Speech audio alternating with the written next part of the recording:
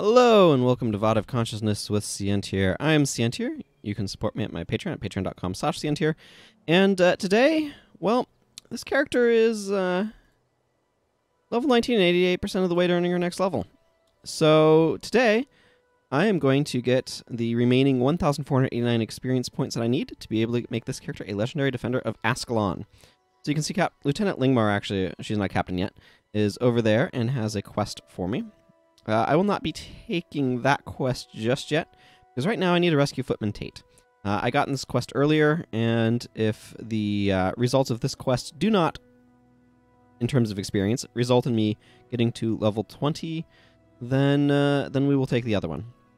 But, so, I've been doing this sort of thing for quite a while now. It's just kind of a grind.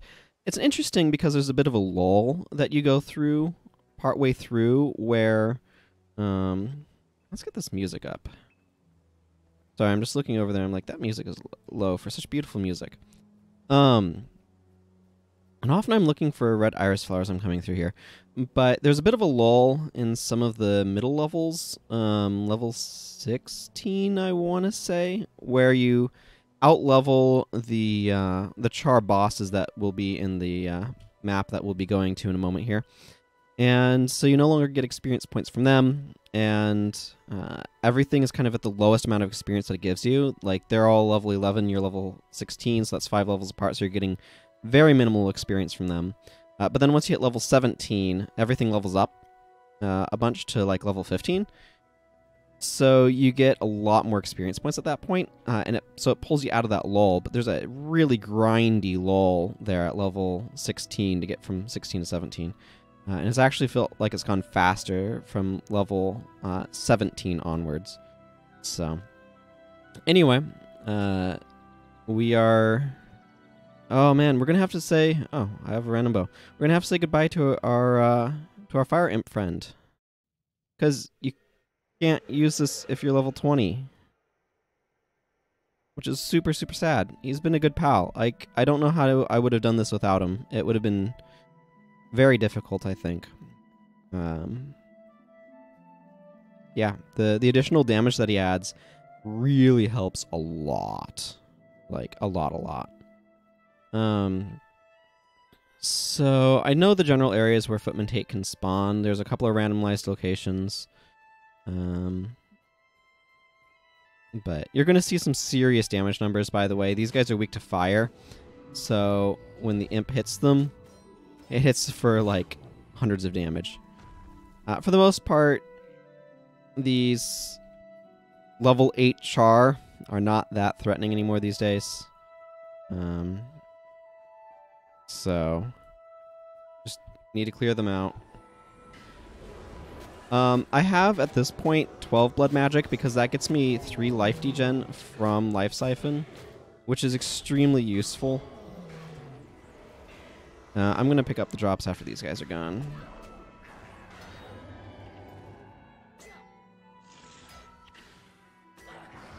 I don't necessarily pick up everything.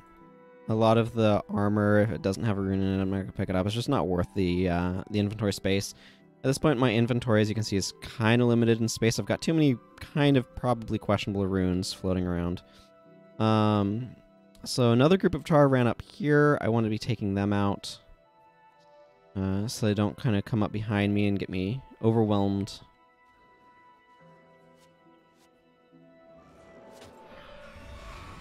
And you can see just like how much damage that imp does with its AoEs and stuff. For a while, I was running some death magic with minions and like char carvings, totally worth picking up. This thing has a requirement, so I'm going to pick it up. If it doesn't have a requirement, though, it's not worth it. That's probably enough armor that's worth something. I'm not expecting to get a ton of experience points from this particular quest, by the way, just because a lot of the experience you get from taking out, or a decent chunk you get from taking out some of these higher level char. So I'm not sure how prevalent they're going to be sort of in this endeavor. But anyway, I'll probably, once this character reaches level 20, be using Death Magic again. Just because I'll be solo at that point with whatever I want to do. Probably I won't do any of these quests again, because quite bluntly, I'm sick of them. But I will, whatever random exploration I want to do, I'd rather have access to Deathly Swarm and Animate Bone Minion, I guess, is strong enough. Bone Horror? I forget. This is a pretty nasty group, actually. They deal a lot of damage.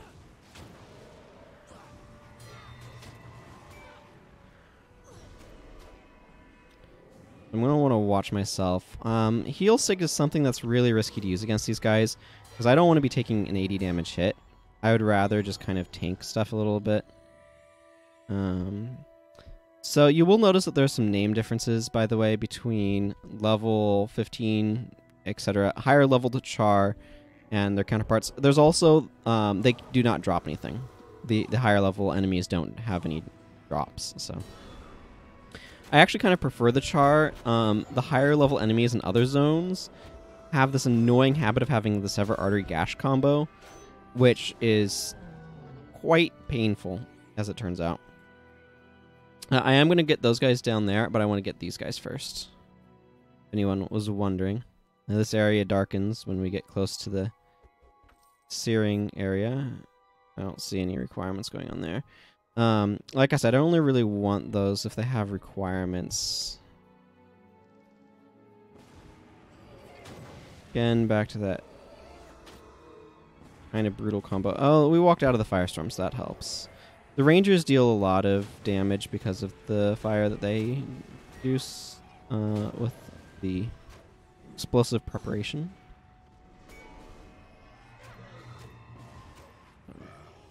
And then these guys actually have enough specs in it that their flare is kind of painful. So there's a chance, I believe, that Footman Tate could be down there. I don't see him. So we're going to have to venture a little bit further. I do want to take out the higher level Char over here, because I do want the experience points. As you can see, we've whittled away about 200 experience points. Okay, there's Footman Tate over there. He's not going to come along, as it were, right away. I'm going to let the imp tank a little bit.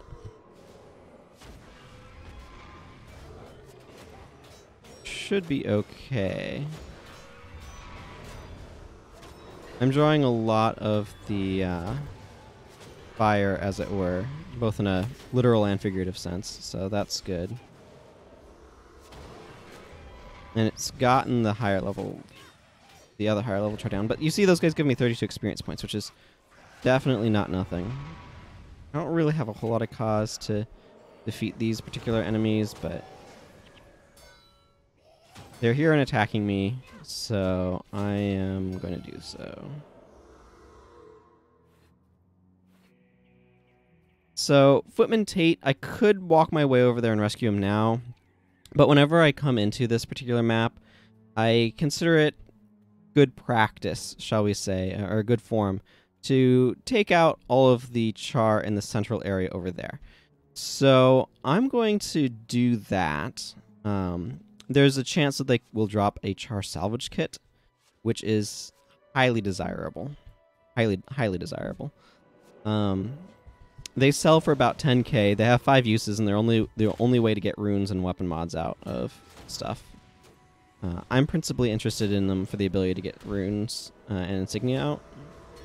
I believe is what most players are interested in. I'm using max level equipment because I can get that through this /bonus command. So I don't need more from that standpoint. One of these guys is probably going to shatter my enchantment, but yeah, that's pretty typical. Huh. Got that off right before dying. Great. If equipment does not have a requirement, it's probably just not worth picking up, is my philosophy as an aside. I think I mentioned that already. But, it's just not worth the inventory slot.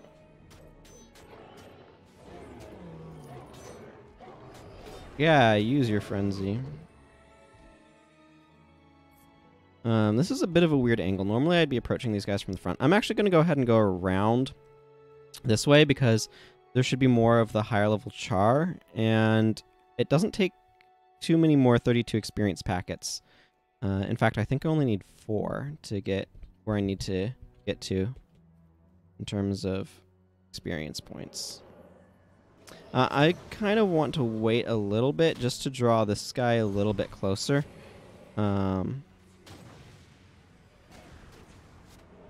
I don't want to run all the way over to the bridge.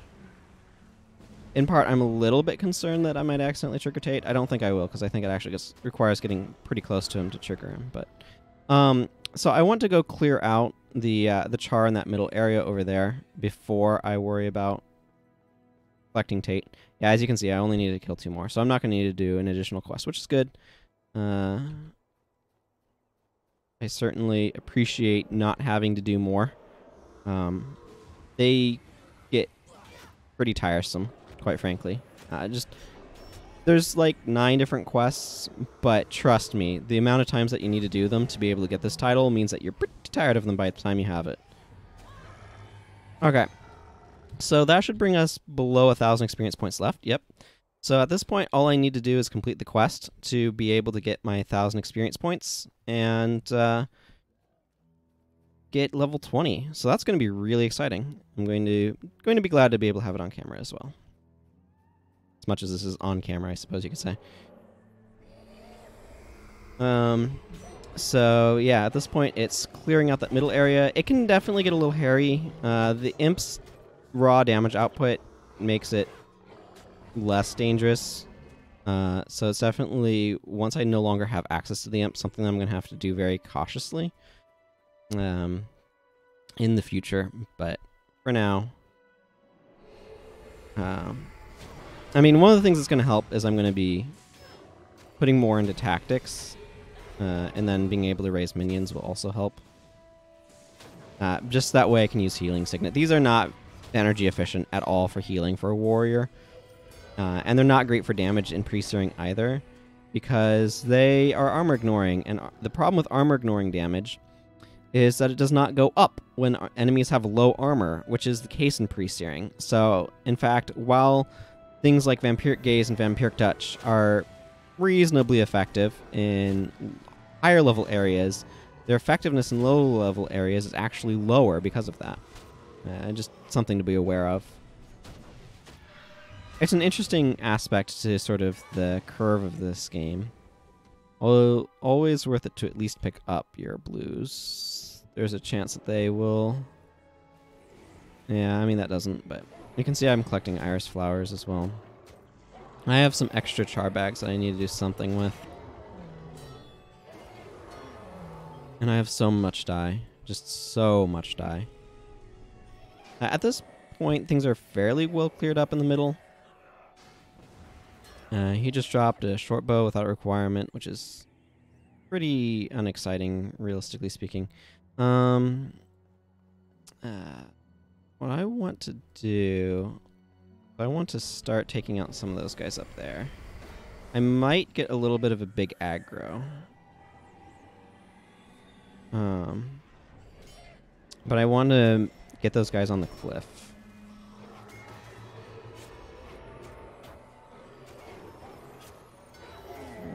That does have a requirement. How's my inventory? It's doing okay. I might drop that.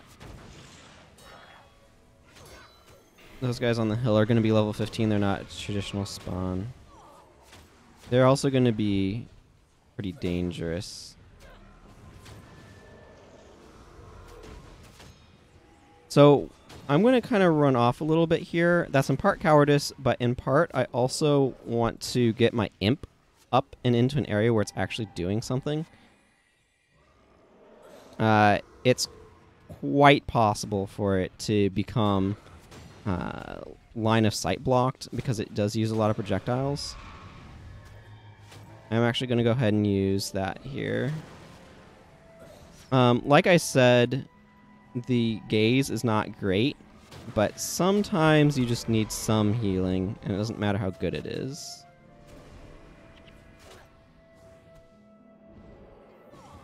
I'm going to lose that regen in a moment. Okay, so we managed to clear it out. If I didn't have the imp, I probably would have not been successful there, which shows you just how valuable the imp friend is. Yeah, no requirement on that. Okay, but I wanted to get that sort of... Normally when I'm coming here, I come from this direction and clear those guys out and then come back around. And I think that's probably a better approach to take with it. I just decided to go to the side where I'd seen some guys. I don't think... I might pick up that red iris flower on the way back with Tate, but I'm not going to pick it up now. Okay, so these guys in the middle are going to... Okay, it looks like we got a really big aggro here.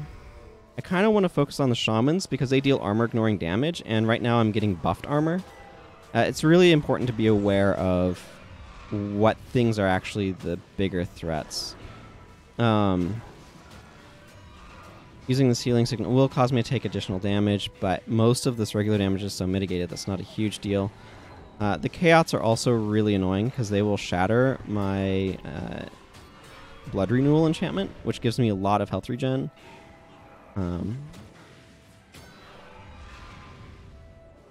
But as you can see, these lower level charges go down very, very quickly, especially with the imp's help. So I'm going to miss that buddy. The Elementalist boss is actually kind of dangerous.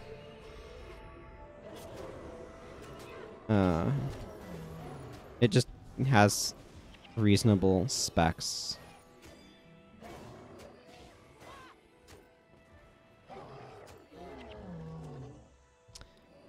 The other boss just went down, though.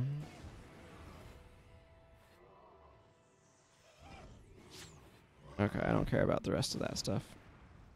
Okay. Though both of those things have requirements, I imagine my inventory is getting fairly full at this point. Okay, I don't have a random thing in there, which can happen. At this point, I'm not too concerned about what this guy can drop.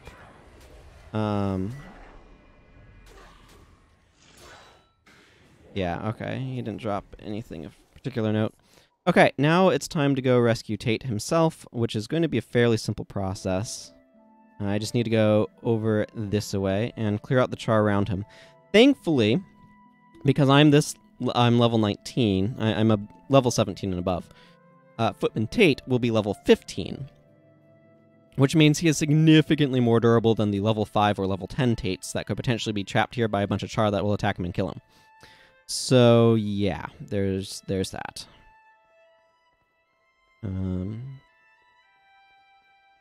Okay, so I kind of want to target the Chaot, if I can. And put my life siphon on him. And thankfully they are focused on me at the moment. You can see Footman Tate says, "Over here, please take me back to the other side of the wall where I'll be safe." All of these quests kind of nod towards what happens to the various characters in various ways. You can see Footman Tate's being attacked by this guy. Thankfully, it's not a problem. They all have this dialogue too. What do you want? Are you staring at me? You want some of this, do you? I don't know why they all have that. So at this point, we need to kind of retrace our steps a little bit. Take Tate back over to here. We can't just do a map warp or something. It's not enough to rescue him. We need to actually take him all the way back, which is what it is.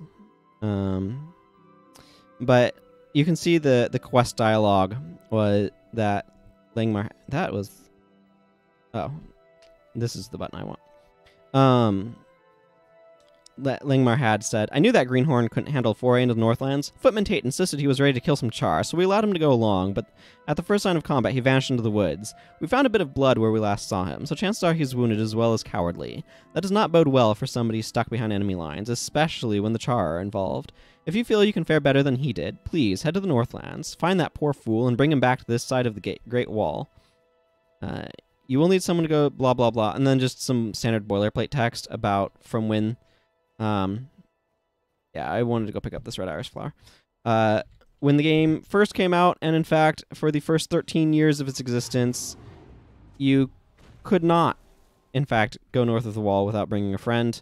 But a patch this year made it so that way the gate is open long enough that you could go through it. So all of the quests that Langmar gives you, I love the falling leaves here, by the way. I adore that sort of thing right there. But anyway, all of the quests that Langmar gives you are that take you north of the wall, and there's like 3 of them. There's this one. There's one where you have to go kill a bunch of Char captains all over the place, including one that hides out in Picken Square, by the way. So that's an easy one to forget. And one to defeat a Char boss, which usually hangs out over here or over here. Those all have that sort of boilerplate dialogue about you need to bring an ally with you because that's the only way to get north of the wall. We don't let people go north alone, blah, blah, blah. But that dialogue is somewhat out of date at this point, which is fine, and I don't expect it to ever be updated. There's no reason to. And I'm just glad that I can do this solo and not have to worry about that sort of thing for these days. I love this song. Anyway, we get back here and Footman Tate says, "By the gods, we made it. The beast won't be able to get us on the other side of the wall." All of this stuff is like heavy-handed lampshading of the fact that the searing will happen and what happens to these people afterwards. So at this point, the quest is updated. We just need to see Lieutenant Langmar for our reward. So, you know what that means. It means it's time to go talk to Lieutenant Langmar. She says, "I'm glad you found him. Hopefully your bravery will serve as an example for him, and we won't have to go sending people after him ever again." So this is actually, it is referring to a prophecy's quest that you will get post-searing, where Footman Tate is run off again. I forget if he's changed ranks or anything, but he runs off again, and you have to go. He becomes a deserter again, and you have to go find him and whatnot. So anyway, we accept this, and let's go ahead and pull this to the side. Level 20! Yeah! Woo! And you can see I saved the screenshot. I have achieved Legendary Defender of Ascalon. I am excited. It does mean that I will no longer be able to use my imp friend, which is, as I've intimated earlier, tragic. Okay, so at this point, I'm not fully done with this episode because there's one more person I need to talk to. I need to talk to Kim's the Historian. And I have some attribute points. So let's drop this back down to 8, which I believe is necessary for that to be 5 pips. Yeah. Okay.